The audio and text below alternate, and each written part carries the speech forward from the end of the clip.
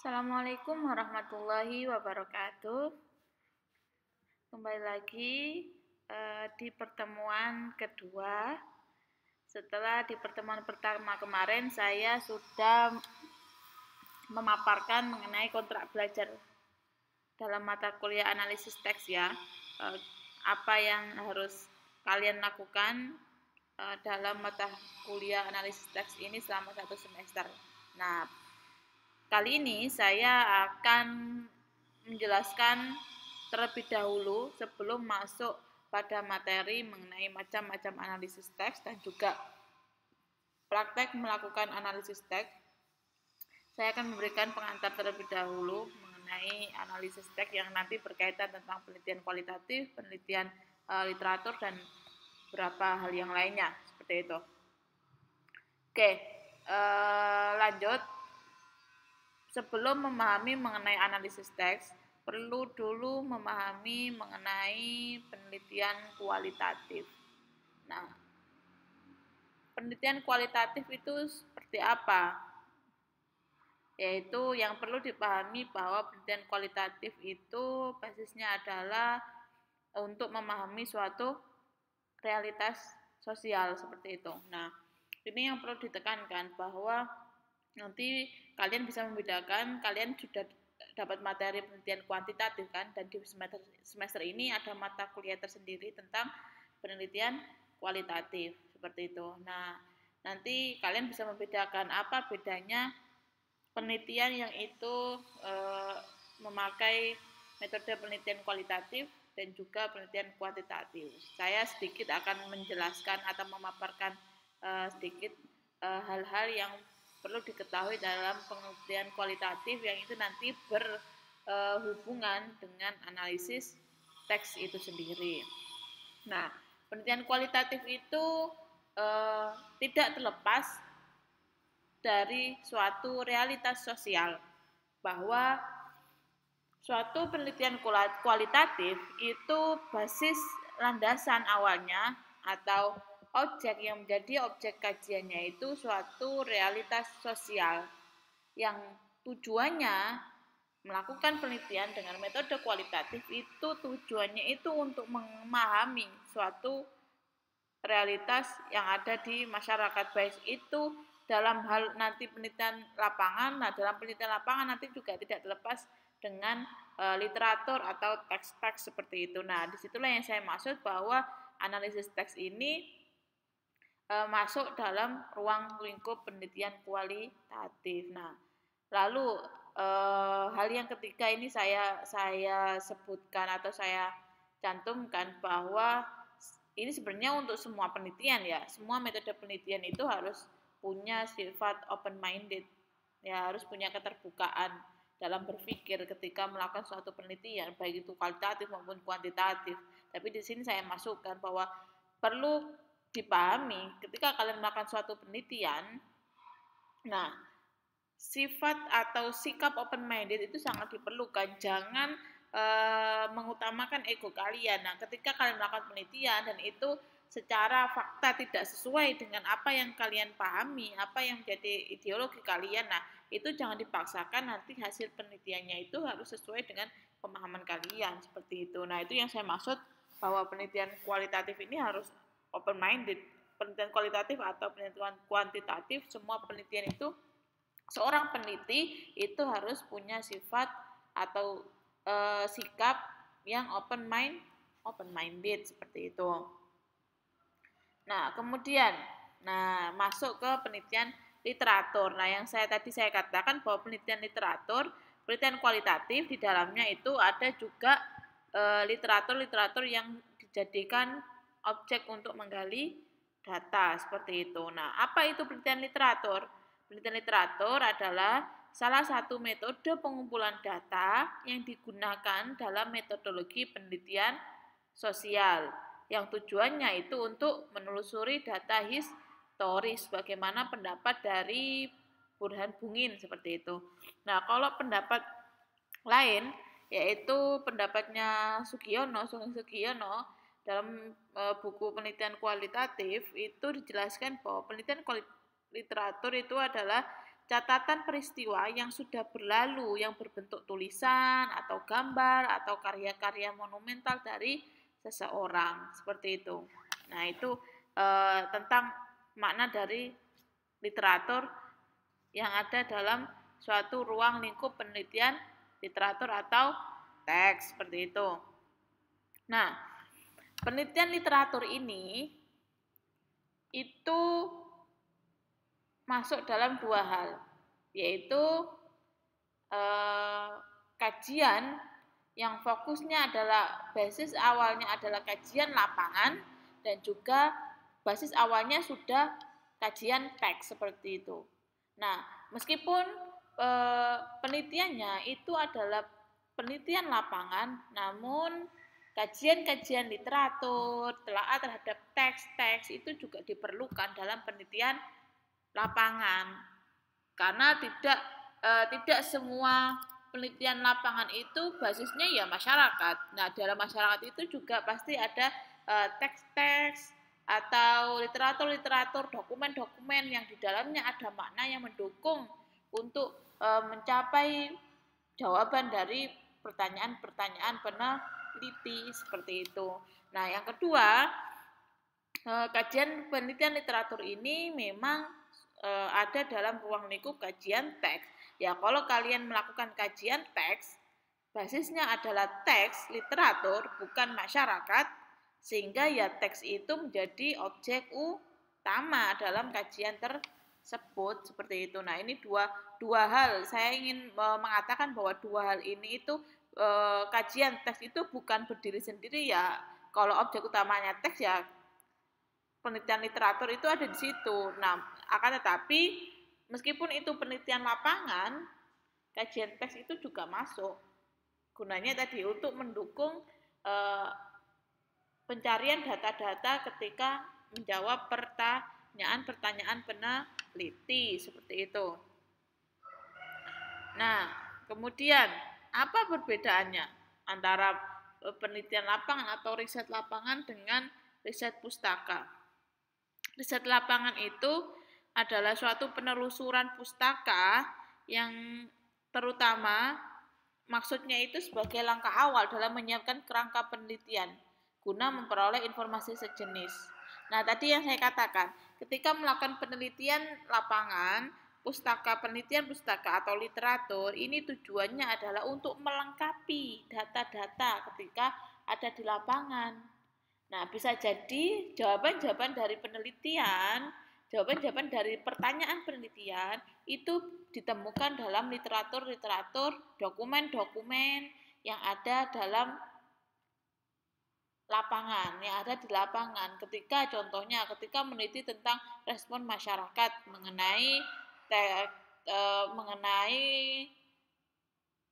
konsep tasawuf, seperti itu.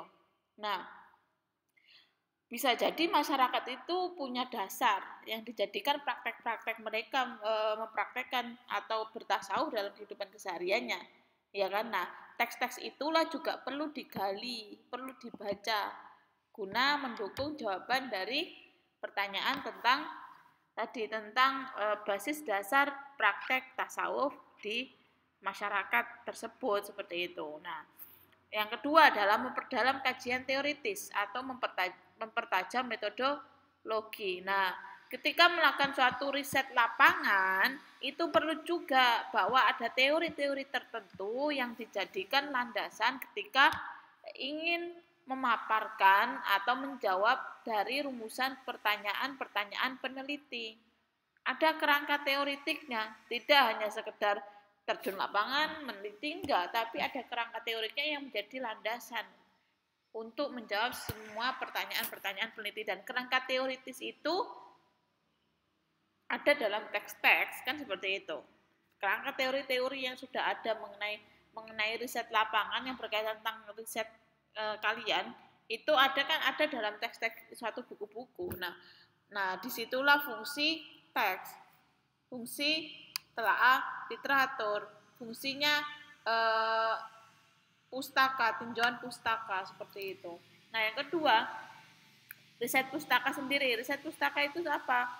Riset pustaka sendiri itu adalah suatu analisis atau kajian teks yang sekaligus memanfaatkan sumber kepustakaan untuk memperoleh penelitiannya. Nah, itu yang saya katakan bahwa kalau riset pustaka ya objek utamanya ya teks itu. Ketika kalian meneliti mengenai konsep tasawuf atau tentang konsep tasawuf dalam kitab Ihya Ulumuddin, dalam kitab Ihya Ulumuddin, bahwa di situ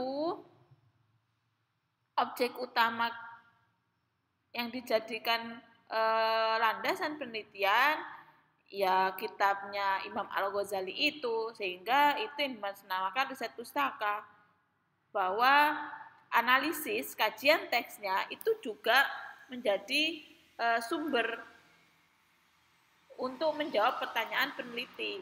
Kalau tadi yang lapangan kan, tadi kan pustaka itu untuk mendukung kan, untuk mendukung memperoleh data. Nah, kalau yang riset pustaka sendiri yang objek utamanya adalah teks, ya teksnya itu yang menjadi jawaban utama dari rumusan pertanyaan-pertanyaan peneliti.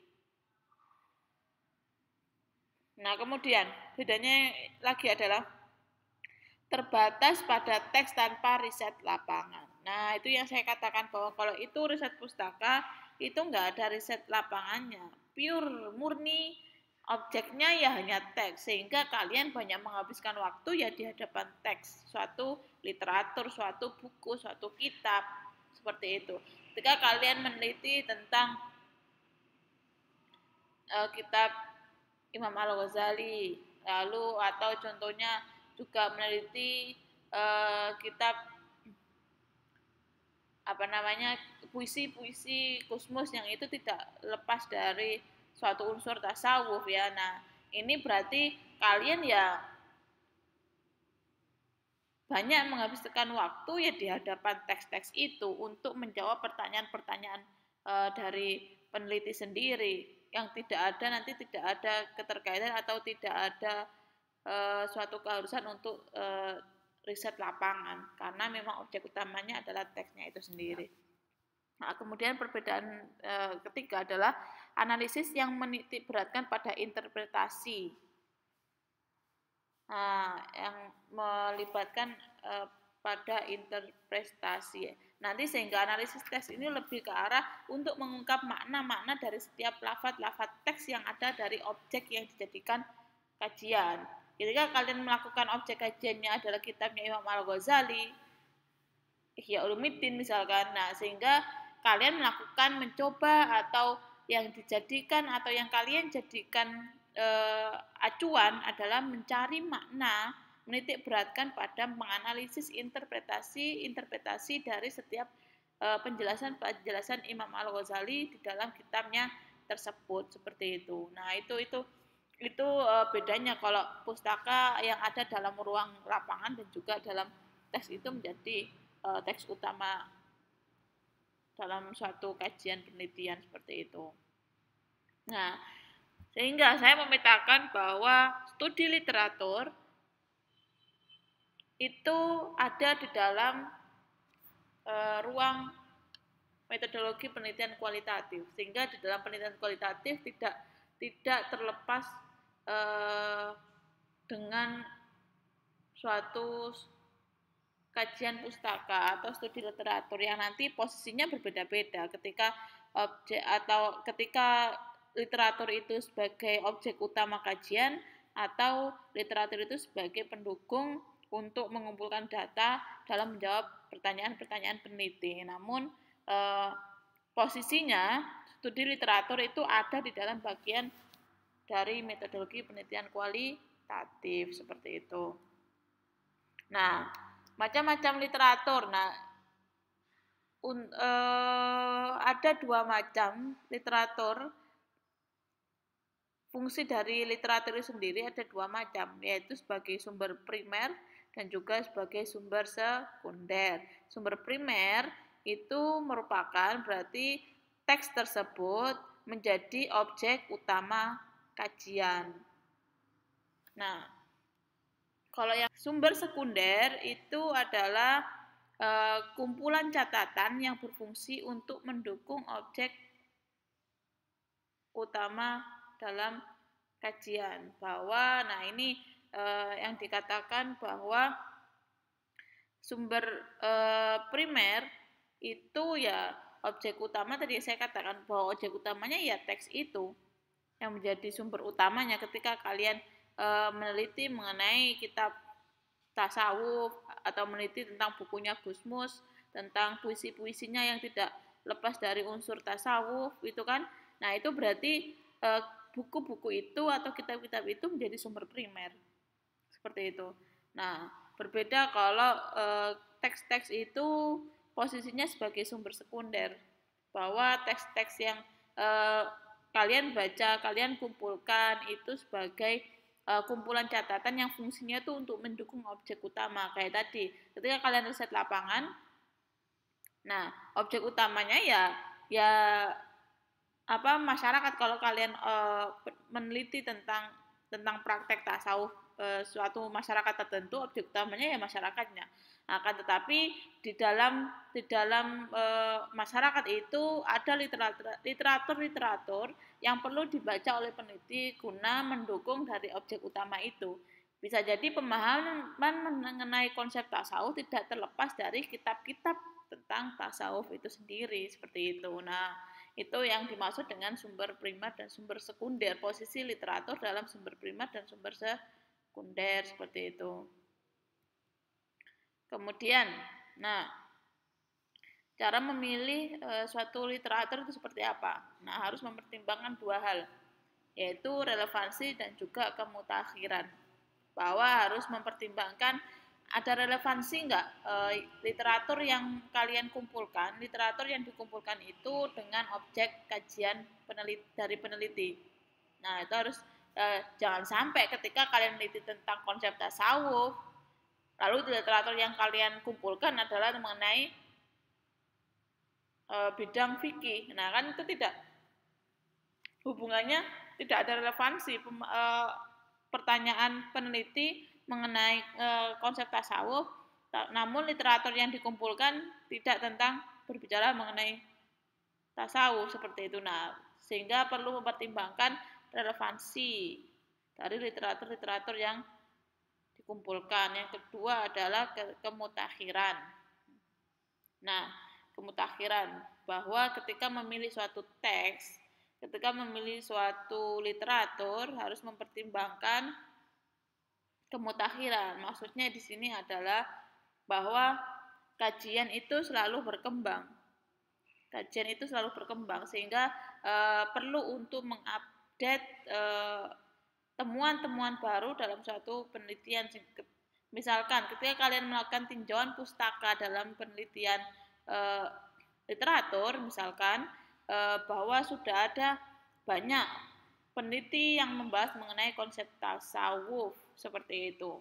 Nah, banyak buku-buku yang sudah memaparkan mengenai itu. Nah, coba kalian lihat, kalian cari penelitian yang paling akhir tentang yang mengangkat mengenai tema konsep tasawuf itu penelitian siapa, penelitian yang mana, artikel yang mana. Nah, itu yang saya maksud bahwa perlu memilih mana tulisan, mana buku, mana kitab yang itu lebih mutakhir dari satu dan yang lainnya. Nah, itu harus dipilah-pilah.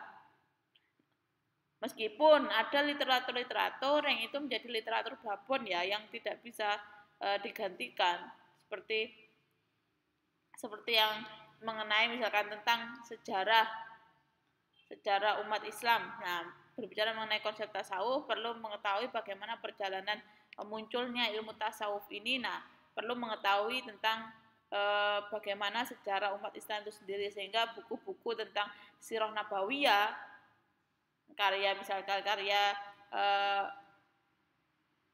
Ibnu Ishaq, nah itu tidak bisa digantikan dengan buku-buku yang lain, karena itu buku saya sebut itu buku babon ya, buku yang memang harus dibaca ketika berbicara mengenai Sirah Nabawiyah, sejarah kenabian, seperti itu. Nah, itu yang saya maksud tadi, cara memilih. Namun ada buku-buku, kitab-kitab yang itu kitab-kitab yang tidak bisa digantikan atau tidak bisa tidak dibaca, karena itu menjadi suatu referensi utama ketika membahas tentang sejarah kenabian. Ya, sirah nabawiyah itu sampai kapanpun itu bisa menjadi suatu literatur utama ketika membahas tentang sejarah kenabian, seperti itu. Nah, kemudian apa itu pengertian teks? Nah, ini masuk ke teks dan analisis. Teks itu apa? Nah, yang pertama saya ini memaparkan ada dua hal pemahaman. Yang pertama, menurut Sudardi dalam bukunya itu teks itu berarti tenunan, seperti itu. Kalau dalam kajian filologi yaitu tenunan kata-kata yang beriterasi membentuk kesatuan makna. Nah, di dalam teks itu ada makna-makna. Setiap teks, setiap lafaz itu ada makna-makna yang ketika dibaca secara keseluruhan nanti ada suatu makna besar dari teks tersebut, seperti itu. Sedangkan menurut penjelasan dari Baroro Barit bahwa teks itu adalah sesuatu yang abstrak, bahwa teks itu kandungan atau muatan dari setiap lafaz-lafaznya, bukan lafaz atau teks yang tertulis itu, tapi maknanya apa itu yang dinamakan dengan teks. Sehingga yang dimaksud adalah teks itu terdiri dari ide-ide atau amanat yang hendak disampaikan penulis kepada pembaca. Nah, itu yang dimaksud dengan abstrak tadi.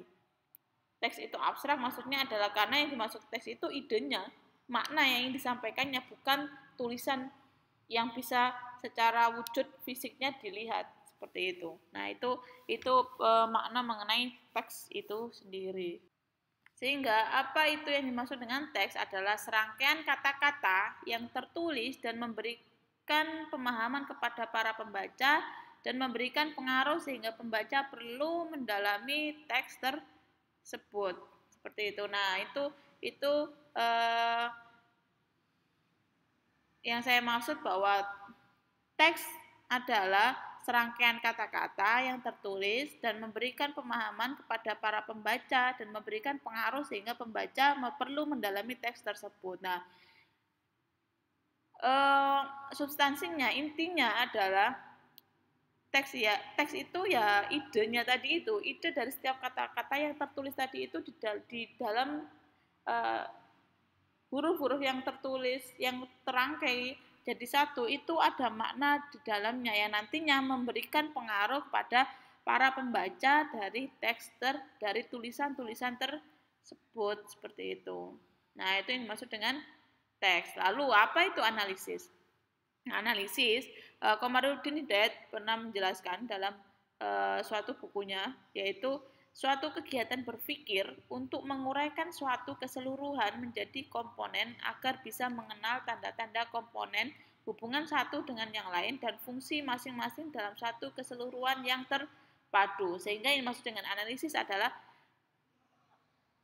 analisis itu suatu kegiatan dalam hal berpikir untuk menguraikan sesuatu hal yang itu baik berupa suatu tanda-tanda atau suatu hubungan yang itu kalau dalam konteks ini itu berpikir untuk menguraikan lafaz-lafaz atau tulisan-tulisan di suatu kitab, di suatu buku, seperti di suatu gambar, suatu tulisan di publik dan sebagainya. Yang berbentuk tulisan itu dilakukan analisis, diuraikan seperti itu untuk memperlihatkan apa hubungan satu dengan yang lain dan fungsi dari setiap kata-kata tersebut. Nah, itu yang dimaksud dengan analisis. Sehingga cara kerja berpikir, nah itu yang dimaksud dengan analisis, seperti itu. Nah, kemudian tujuan dan manfaat. Nah, ini ada tujuan bahwa ketika melakukan penelitian literatur, kajian pustaka, tujuannya adalah apa? Untuk persoalan penelitian hanya dapat dijawab dengan studi teks tadi. Ketika mempunyai persoalan penelitian tentang konsep tasawuf dalam suatu naskah, nah itu tujuannya ya dengan penelitian literatur itulah pertanyaan tersebut bisa dijawab. Seperti itu. Kemudian untuk memahami lebih dalam terhadap fenomena. Nah, tujuannya ketika melakukan penelitian lapangan, lalu teks ini fungsinya untuk menjadi pendukung dalam memahami fenomena yang terjadi di masyarakat itu. Sedangkan manfaatnya apa?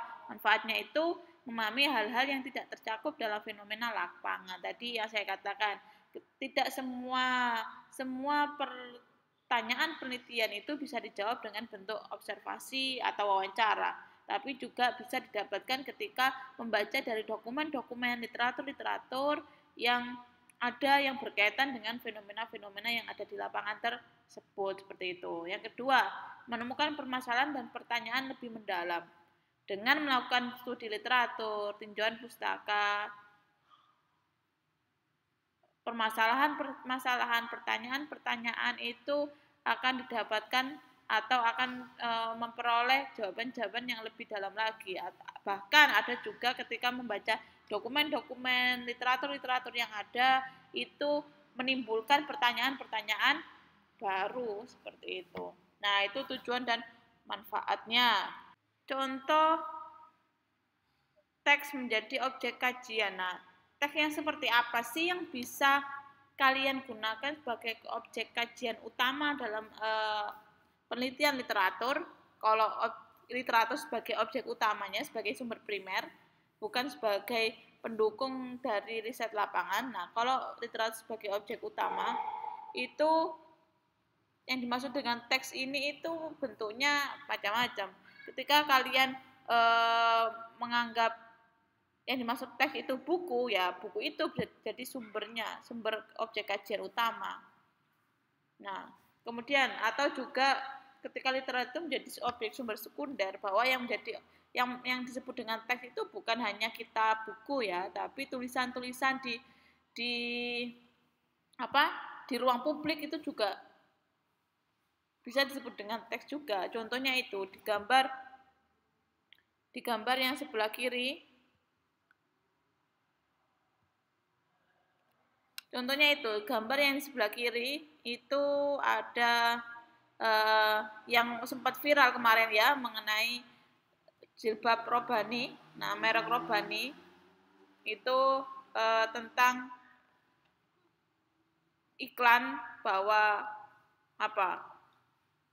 ada nggak tahu ini terlepas ini benar atau salah iklannya, tapi ini sempat viral mengenai korban itu nggak wajib, yang wajib itu berhijab. Nah, ada iklan seperti itu. Nah, ini bisa menjadi objek kajian teks seperti itu. Atau tulisan-tulisan yang ada dalam koran-koran atau majalah, itu saya contohkan. Contohnya ada di dalam suatu koran itu ada tulisan tentang yang judulnya meneladani tasawuf sosial Kiai Sahal Mahfud. Nah, Kiai Sahal. Nah, ini juga bisa menjadi objek kajian kalian, sehingga objek kajian teks itu bukan hanya buku-buku atau kitab-kitab tentang tasawuf saja, tapi realitas sosial yang berkaitan tentang studi tasawuf atau berita-berita yang tentang tasawuf itu bisa dijadikan objek kajian. Yang berikutnya juga objek kajian kalian dalam analisis teks ini bisa juga berupa kitab-kitab kuno, sehingga bukan hanya kitab-kitab baru ya yang bisa dijadikan kajian, bahwa dalam kitab-kitab kuno itu banyak juga yang membahas mengenai tasawuf seperti itu. Nah, itu bisa menjadi objek kajian kalian ketika kalian nanti ingin terjun sebagai peneliti teks-teks tasawuf seperti itu. Nah, fokus peneliti itu apa? Fokus peneliti dalam analisis teks itu adalah yang pertama, bagaimana teks itu dikonstruksi. Yang menjadi fokus adalah mencari bagaimana teks tersebut itu dikonstruksi itu seperti apa modelnya. Yang kedua adalah bagaimana makna itu diproduksi. Nah, dari teks itu untuk mencari seperti apa makna-makna itu diproduksi oleh si penulis atau pengarang dari teks tersebut. Nah, dan juga melihat hakikat makna dari yang dimunculkan dari teks itu seperti apa. Itu mencari hakikat maknanya. Oke, itu materi pada pertemuan kali ini. mengenai pengantar analisis teks. Nanti di minggu selanjutnya saya akan membahas mengenai macam-macam dari analisis teks atau teori-teori yang bisa digunakan ketika melakukan analisis teks. Semoga materi kali ini memberikan manfaat. Silakan dikerjakan tugasnya, pahami apa yang sudah saya sampaikan, berikan komentar pertanyaan-pertanyaan kalian yang belum kalian pahami, dan juga lakukan resume sebagaimana kontrak belajar kita di pertemuan pertama. Terima kasih, semoga bermanfaat. Assalamualaikum warahmatullahi wabarakatuh.